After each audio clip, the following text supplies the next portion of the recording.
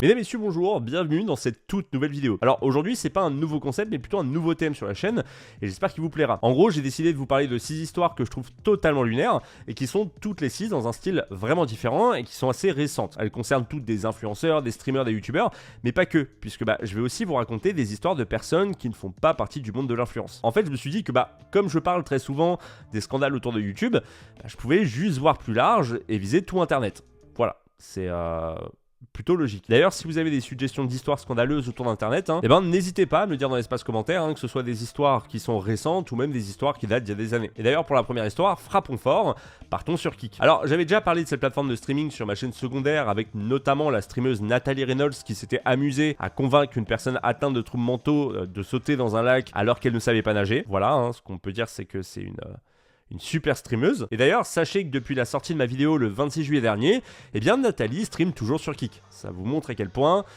tout est permis sur Kick. Et bref, le streamer dont nous allons parler aujourd'hui a fait un move tellement incroyable de stupidité et d'inconscience qu'il a été le premier à être viré de la plateforme, où je le rappelle, quasi tout est permis.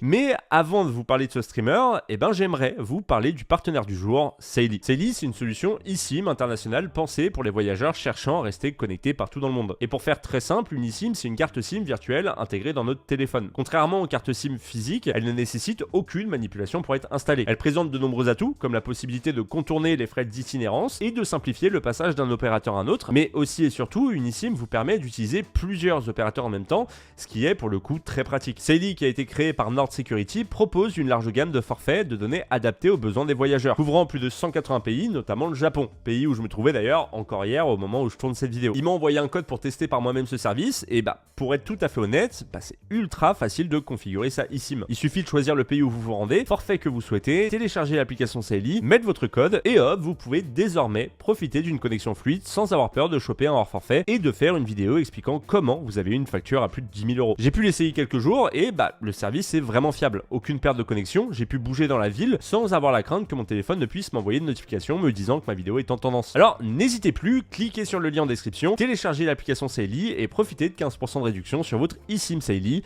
avec le code GIBZY. Encore merci à eux d'avoir sponsorisé la vidéo. On peut passer à la première histoire et pour commencer cette première histoire, j'ai juste une question à vous poser. Est-ce que vous connaissez le streamer DumDumGeez? Alors ce gars c'est un habitué des streams prank et sachez qu'il portait assez bien son nom parce que DumDumGeez ça veut dire en gros crétin bon sang. Donc ce gars là son kiff c'était de faire des pranks mais comme souvent sur cette plateforme certains veulent absolument faire des vues et faire du buzz pour faire en sorte qu'un max de clips soient partagés de leur live pour encore plus les rendre célèbres. Et c'est exactement ce qui s'est passé avec DumDumGeez. Sauf qu'il n'avait pas prévu une chose qui n'était je crois jamais arrivée dans l'histoire de Kick. Les fondateurs s'en sont mêlés. Mais alors, qu'a-t-il pu bien faire pour que les deux fondateurs en arrivent au point de devoir prendre position et virer ce gars de leur plateforme, qui est pourtant quand même réputée pour être une plateforme où personne se fait bannir? Voici son histoire. Un soir, DumDumGeez avait un défi à réaliser. En effet, un streamer anglais lui avait donné le défi de faire un rendez-vous de 4 heures avec un ou une inconnue. Et du coup, il s'est mis en chasse pour trouver une personne avec qui dîner. Et en vrai, tout aurait très bien pu se passer.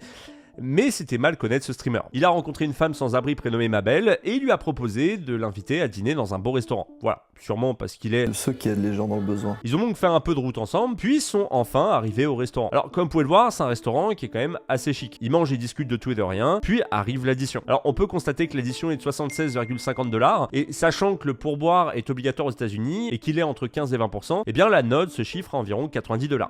Et c'est là où on arrive au plus important. Alright, cool.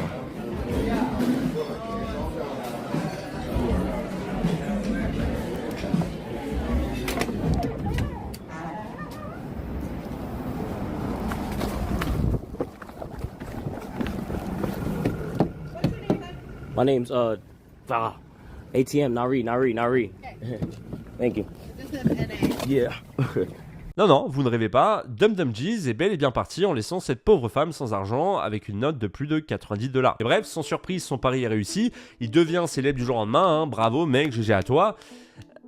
Sauf que c'est que le début des emmerdes pour lui. Déjà pour commencer, effectivement cette soirée est devenue virale. Le clip de la fin de soirée a largement été relayé ici et là, et du coup il a aussi été vu par Bijan Terrani, qui n'est autre que l'un des cofondateurs de Kick. Oh merde! Oh c'est con ça! Et voici ce qu'il a répondu au clip posté sur Twitter. Ce streamer pathétique, désormais banni, a fait cela en essayant de gagner un concours pour 50 000 $. Je suis déçu que cela soit arrivé sur Kick, et nous avons 50 000 $ pour cette dame si quelqu'un peut nous mettre en contact avec elle. Sauf que c'est pas tout, puisque le second cofondateur de Kik y est allé aussi de son tweet. C'est déchirant à voir. J'espère que nous pourrons la retrouver rapidement et qu'elle pourra utiliser de l'argent à bon escient. Donc en gros, c'est plutôt une bonne nouvelle. Il suffit juste de retrouver cette Mabel qui s'est fait humilier en plein live afin qu'elle puisse démarrer une nouvelle vie. Sauf que, eh bien, entre-temps, DumDumGeez a tweeté ceci. Rate that, bro. Like, before stream, I talked to the female. I literally had the conversation about her, what we gonna do. You feel me? I gave her the money already beforehand. Alors, j'ai pas retrouvé le tweet original vu qu'il a supprimé, mais si c'est vrai, bah, c'est juste une mauvaise blague. Alors, de très mauvais goût, hein, mais encore ça va. Sauf que, pour la 8e fois, bah, il a supprimé le tweet parce que bah, c'était totalement faux. Et comme on le sait, bah, parce qu'un autre streamer Kik du nom de CLB69 est allé à la rencontre de la femme SDF du live afin de l'informer que la plateforme de stream allait lui verser 50 000 $ de dommages et intérêts. Et voici ce qu'elle lui a dit. And so I want to ask, was it scripted? It was not scripted. Not whatsoever. No.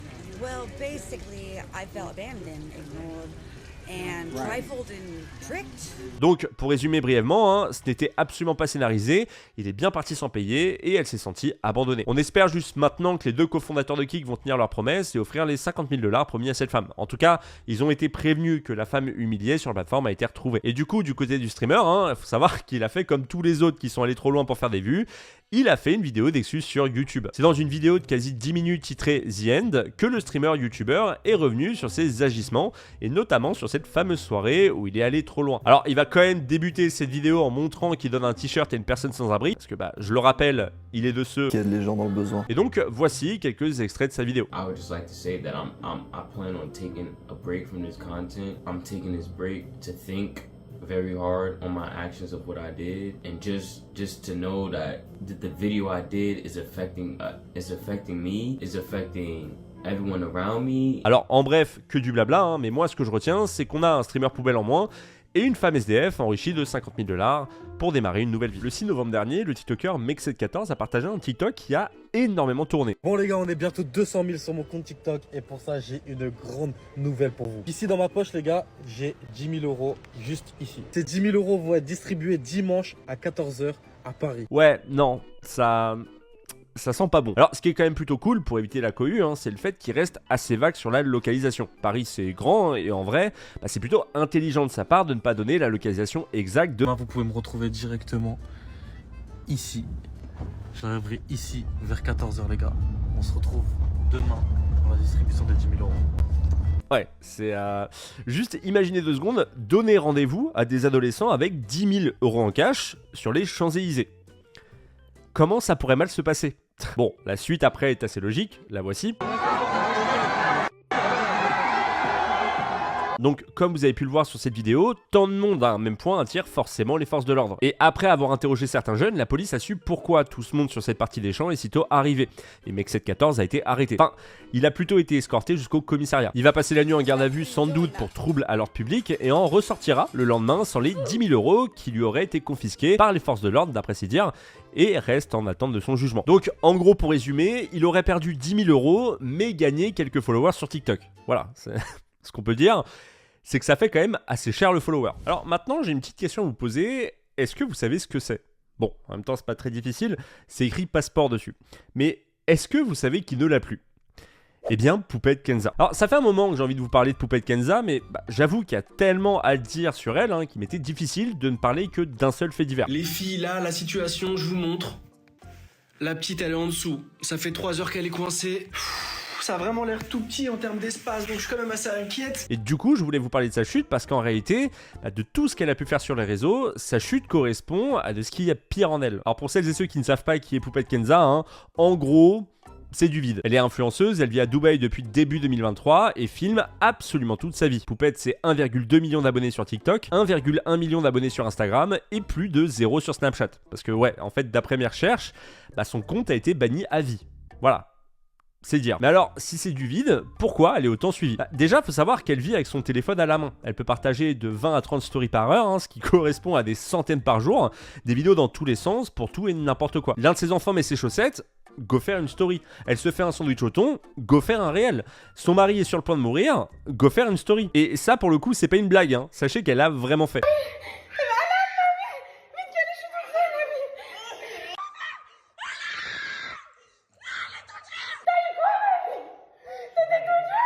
D'ailleurs, je sais pas si vous avez capté les petits regards caméra pour vérifier si elle est bien cadrée ou encore changement de caméra.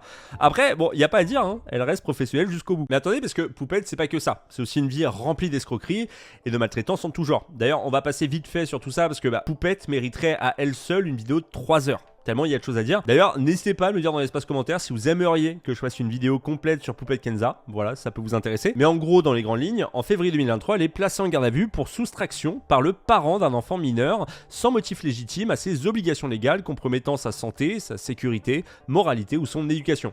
En gros, elle est accusée de maltraiter ses enfants. En mars 2024, elle est accusée d'abus de confiance dans le cadre d'une cagnotte humanitaire au bénéfice d'un orphelinat marocain. C'est l'association Ben Nia, promue sur les réseaux sociaux par Poupette Kenza et ses 2 cousines, Anissa El Mizeb et Soukaina El Mizeb, qui est pointée du doigt dans une plainte contre X signée du collectif AVI. En mai 2024, elle est accusée d'avoir tenu des propos pouvant être jugés d'antisémites. En juin 2023, elle fait l'objet d'une sanction de 50 000 € de la part de la DGCCRF pour publicité mensongère à la suite de la promotion d'un appareil de blanchiment des dents. Mais c'est des gros voleurs, mais peut-être j'ai trop les nerfs là. En septembre 2023 puis 2024, elle et son mari se voient fermer pendant 1 mois leur salon de bronzage par la préfecture de la Seine-Maritime pour travail dissimulé de 7 employés avec un préjudice en cotisation et en contribution sociale éludé évalué à 45 548 €. En fait, ce qui est fou, c'est qu'elle a le carton plein de l'influenceuse de télé-réalité, sauf qu'elle a jamais été dans la télé-réalité. Voilà, c'est fou quand on y pense. Mais dites-vous que son fait d'arme n'est même pas l'un de ses faits. C'est encore pire.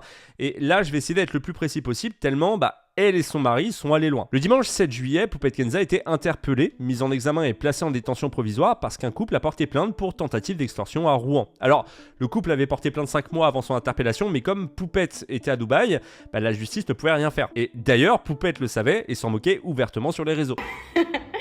La prisona. C'est la fatigue, voilà, la garde à vous. J'ai trouvé derrière les barreaux.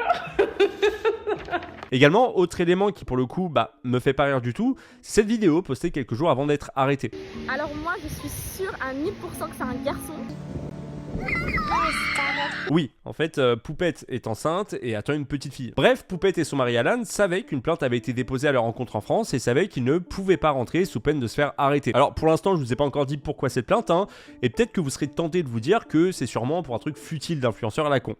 Mais non, vous allez voir, non seulement c'est très grave, mais en plus, c'est complètement lunaire. Alors, je vais vous le dire comme ça nous a été présenté dans un communiqué du procureur de la République de Rouen, Frédéric Tellet. Kenza Bencherif a été mise en examen après la plainte le 23 février 2024 d'un couple qui a fait l'objet de diverses surveillances physiques, implantation de mini-caméras aux abords de leur domicile et balises GPS placées sur leur véhicule, et était physiquement menacé sous condition de remise d'une somme de 200 000 €. D'après l'enquête en cours au moment de son arrestation, Poupette serait la donneuse d'ordre de toute cette affaire et aurait versé 25 000 € à Eric Love O pour ses services. Alors, juste au début de cette affaire, on parle de 200 000 €, mais c'est au final 350 000 € qui seront demandés au couple. Voilà, en gros, Poupette et son mari voulaient récupérer 350 000 €, dont 200 000 rapidement. La police de Rouen avait réussi à retrouver l'auteur présumé des faits alors qu'il se rendait au rendez-vous afin de récupérer l'argent, le tout en étant porteur d'une grenade. Il a lui aussi été placé en garde à vue et c'est durant cette garde à vue qu'il a avoué avoir contacté les victimes pour régler un contentieux financier qui les opposait à une influenceuse actuellement en résidence à Dubaï. Alors, en gros, c'est Poupette Kenza, pour celles et ceux qui n'auraient pas suivi. Eric Lovo a été mis en examen pour tentative d'extorsion en bande organisée, détention d'explosifs et association de malfaiteurs et placé en détention provisoire. D'ailleurs, coïncidence de dingue, le jour même de l'agression, Poupette avait publié une story sur Snapchat dans lequel elle évoquait longuement la trahison de son ancienne amie.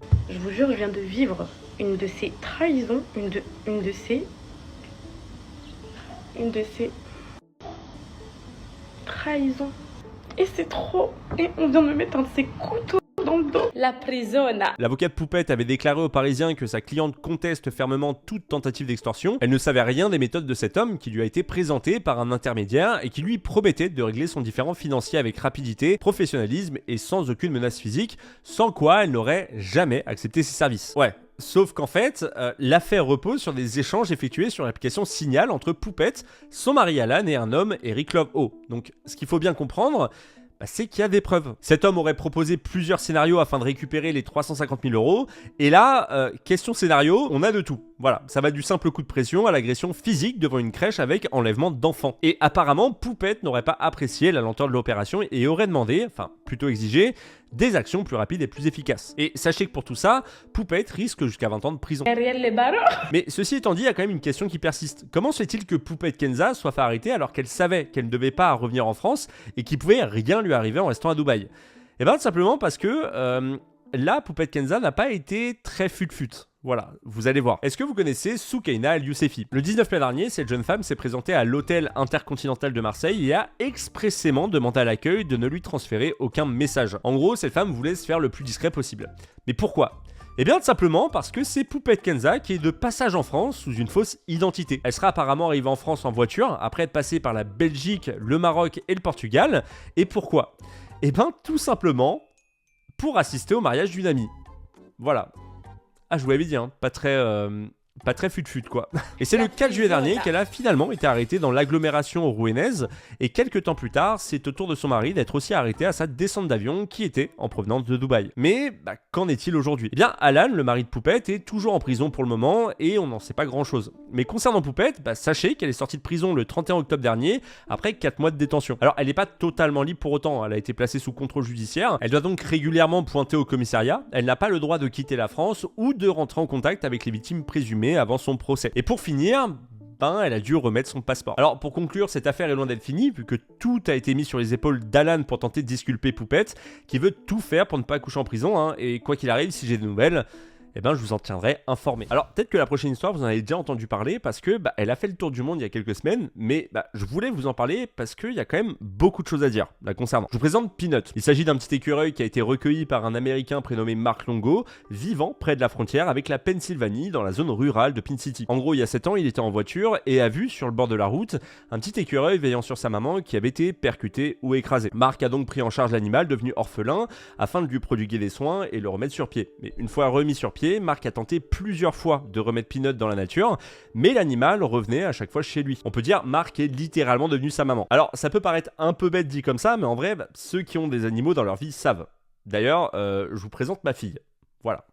Bref, les années passent et parallèlement aux années, Mark décide de créer un compte Instagram et un compte TikTok pour partager leur quotidien. Et ce qu'on peut dire, c'est que ça va littéralement cartonner. 3,7 millions de likes sur TikTok, avec un compte à plus de 342 000 abonnés et 837 000 sur Instagram. Ce petit écureuil est littéralement devenu une star en quelques années, et malheureusement, tout s'est arrêté pour lui ce vendredi 1er novembre. Le cauchemar a démarré pour cette famille 2 jours avant, soit le mercredi 30 octobre, quand une dizaine de policiers sont venus au domicile de Mark parce qu'ils ont reçu un ou plusieurs signalements anonyme déclarant que Mark possédait plusieurs animaux qui auraient la rage et que ces animaux constituaient un facteur de risque de propagation de la rage. Et il semble d'ailleurs qu'une personne impliquée dans l'enquête sur la confiscation aurait été mordue par l'écureuil. C'est donc pas moins de 10 à 15 policiers munis d'un mandat signé par un juge et 4 agences gouvernementales qui se sont rendus au domicile de Mark afin de perquisitionner dans le but d'embarquer Peanut et un raton laveur du nom de Fred. Ces 2 animaux ont donc été enlevés par le département de la conservation de l'environnement de New York via un appel anonyme. Au cas où je le rappelle, suite à cette brutale intervention policière pour, je le rappelle, un raton laveur domestique et un écureuil domestiqué lui aussi, Mark et sa femme ont multiplié les actions pour que leurs animaux leur soient rendus. Durant 2 jours, Mark et Daniela ont tout tenté pour faire en sorte de récupérer leurs animaux, allant de la création d'une pétition qui a aujourd'hui plus de 70 000 signatures, et une cagnotte a aussi été mise en ligne, une cagnotte qui a rapporté pas moins de 260 000 $. Il y a même un donateur qui a offert 20 000 $. Mais maintenant,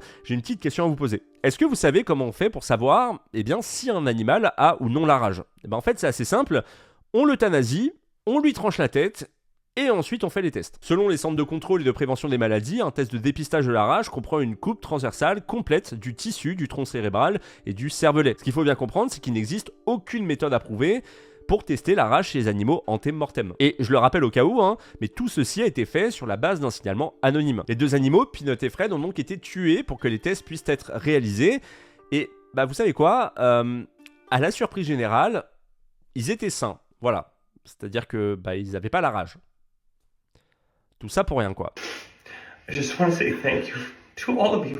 Peanut was the best thing that ever happened to us. Le 30 octobre, le DEC a saisi un raton laveur et un écureuil qui partageaient une résidence avec des humains, ce qui créait un risque d'exposition humaine à la rage. De plus, une personne impliquée dans l'enquête a été mordue par l'écureuil et pour tester la rage, les 2 animaux ont été euthanasiés. Mark a déclaré que les fonctionnaires de New York ont utilisé les ressources de cet état pour tuer un écureuil et un raton laveur et pour faire une descente chez moi, comme si j'étais un dealer de drogue. Il a même déclaré que ça durait tellement longtemps à devoir attendre sans bouger en dehors de la maison, qu'à un moment, il devait aller nourrir ses animaux. Ouais, parce que je vous l'ai pas dit, mais Mark et sa femme Daniela ont ouvert un sanctuaire animalier du nom de Peanut Freedom Farm en avril 2023, qui abrite aujourd'hui environ 300 animaux, dont des chevaux, des chèvres et des alpagas. Et donc à un moment donné, faut bien les nourrir, et il n'a pas été autorisé à le faire. I wasn't even allowed to feed my rescue horses. I was sat there like a criminal. Et en vrai, c'est dingue quand on prend juste un tout petit peu de recul sur la situation. Mais à partir du moment où on a appris la mort de cet écureuil star des réseaux et de son ami le raton laveur, eh bien la seule question qui restait en suspens, c'était qui a dénoncé ces animaux ? Et surtout,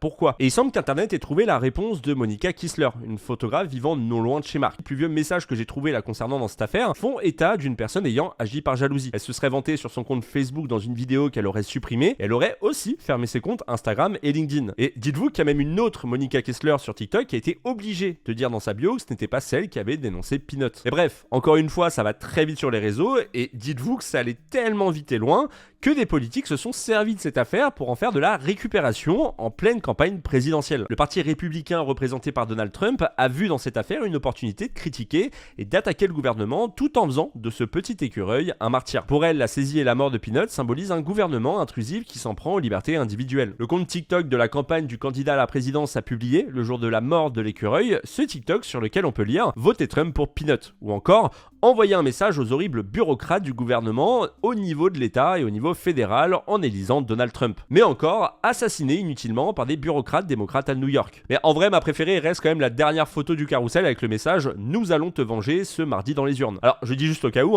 ce compte est officiel, et il compte plus de 6,8 millions d'abonnés. Mais attendez, parce que c'est pas fini, puisque une républicaine, membre du Congrès du nom de Marjorie Taylor Greene, a pris la parole lors d'un rassemblement de soutien à Trump et a comparé la mort de l'écureuil à celui de Laken Riley, une étudiante de 22 ans qui avait été assassinée en février 2024 par un Vénézuélien du nom de José Antonio Ibarra qui était entré illégalement aux États-Unis. Alors, personnellement, je vois pas trop le rapport entre les deux, mais si vous le voyez, n'hésitez pas à me le dire dans l'espace commentaire. Et bien entendu, au-delà de ce type de partage officiel, l'utilisation de l'IA est elle aussi passée par là, puisque des supporters de Donald Trump, encore en course pour la présidence à ce moment-là, ont inondé les réseaux de contenu générés par des IA représentant des écureuils arborant une casquette rouge « Make America Great Again », slogan du désormais nouveau président des États-Unis Donald Trump. Ou encore, ils ont directement mis en scène Trump avec des écureuils, ou pour terminer, toujours dans l'excès, ils ont créé Peanut Donald Trump. Alors en soi, ça c'est une parodie, même si je pense qu'il en aurait été capable. De son côté, Nick Langworthy, un membre du Congrès de New York, a déclaré que lui et ses collègues délégués prévoient d'exiger des réponses du bureau du gouverneur et du département de la conservation de l'environnement de l'État de New York au sujet de la mort tragique de Peanut, qualifiant le raid d'ingérence totale du gouvernement. Le membre du Congrès ajoute même que cette décision était une exagération totale de la part du gouvernement de l'État, suscitant une réaction excessive à ce qui n'était en fin de compte qu'un raton laveur et un écureuil dans une maison privée. Et le plus triste dans tout ça, c'est bien évidemment la mort de ces deux animaux, parce qu'apparemment une voisine ne supportait pas leur célébrité, mais aussi le fait que Longo et sa femme, Daniela, ont déclaré qu'ils étaient en train de remplir les documents pour faire certifier Peanut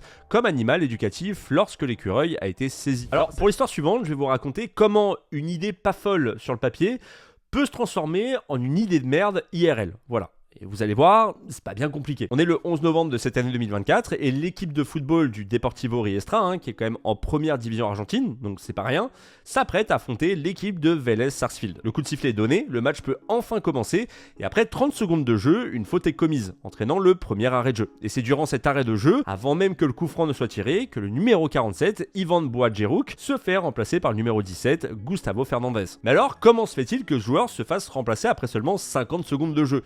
Un problème physique, une blessure, peut-être même une gastro? Eh bien non, c'est d'ailleurs pour ça que je vous en parle, parce qu'il s'agit d'une grande première dans l'histoire du football. Est-ce que vous savez qui est Ivan Boadjerouk ? Il n'est pas footballeur professionnel, il est même pas sportif.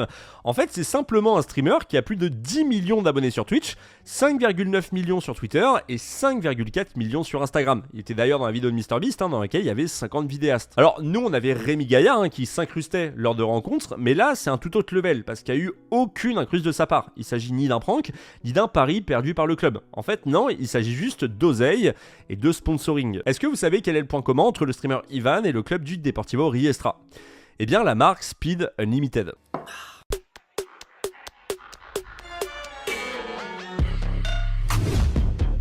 Oui, vous ne rêvez pas, tout ceci n'était purement que marketing. Et en fait, cette opération marketing, elle s'est pas montée du jour au lendemain. Le gars s'est entraîné avec l'équipe pro pendant plusieurs jours, il s'est investi dans ce projet plus que, on peut le dire, bancal. La marque a même créé un jeu concours pour tenter de gagner 3 maillots du streamer, et là où d'habitude il faisait 25 commentaires par publication, là on est plus sur du 74 000 commentaires. Donc en vrai, même si le projet de le faire jouer est bancal, eh bien il semble que le streamer soit assez populaire pour que cette opération puisse tout de même intéresser ses fans. Et bref, 2 jours avant le match, il est bel et bien convoqué avec les pros, et le jour J, il est titulaire avec même une paire de crampons personnalisés. J'aime ces moments-là. D'abord la jambe gauche.